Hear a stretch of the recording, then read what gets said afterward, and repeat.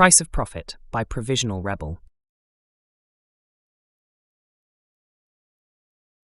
The locals had detected the ship coming into their space several days ago, seemingly adrift, with its shields down and null. It took some time, but the Federal Security Commission responded to requests for an investigation team to be dispatched from the branch office when a local salvage team had fled the ship and reported their findings. They hadn't gone deep, but they had seen enough to say it wasn't worth the trouble, apparently. The FSC investigation team docked and made their way on board, and immediately saw the signs of a pitched battle. It must have been pirates, but they had never seen pirates come in like this. The inner bulkheads were eaten into by pellets that dotted the ground and walls in some places. It appeared to have been some form of scattergun, and from the damage observed and the blood that coated many rooms, they were certainly lethal. But there were also more regulation casings. The crew had been armed with lethal munitions as well. This was honestly even more shocking than the pirates' armament. After all, maybe the pirates meant to come in hard, to shock and awe, expecting only standard suppression weapons from the crew.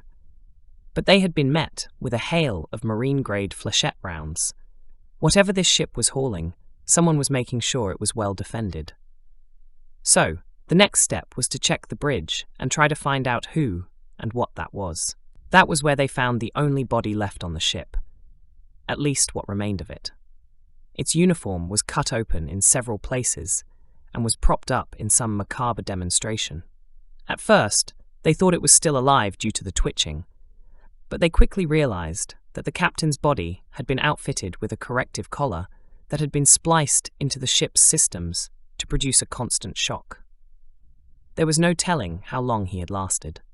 It couldn't have been too long at least, given the trauma he had received. Someone had placed tourniquets on his limbs before beginning some form of vivisection. His arms and legs had been flayed, but they finally knew who had performed the attack at least. The captain's face was a ruined mess with deep bruising and swelling, but the old scar was still visible. Slaver was carved into his forehead. A human calling card, which has been more and more common. This one had apparently been stupid enough to set foot back on a ship carrying slaves. The front of his uniform jacket was ripped open, and the words, "Not cargo," had been branded into his chest. The scene sent two of the junior investigators rushing to hurl into the corridor outside.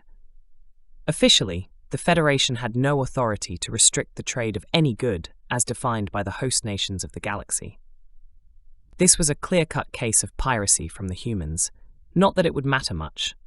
The investigation team would file their report, and like clockwork, they would receive the same dismissive response they always did from their government. But it was a wonder, why had this gone so bad? Then they discovered the logs.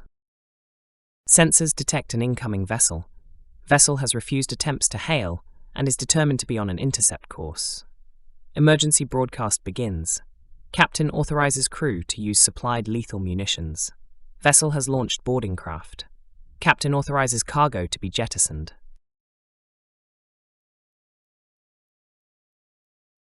The end.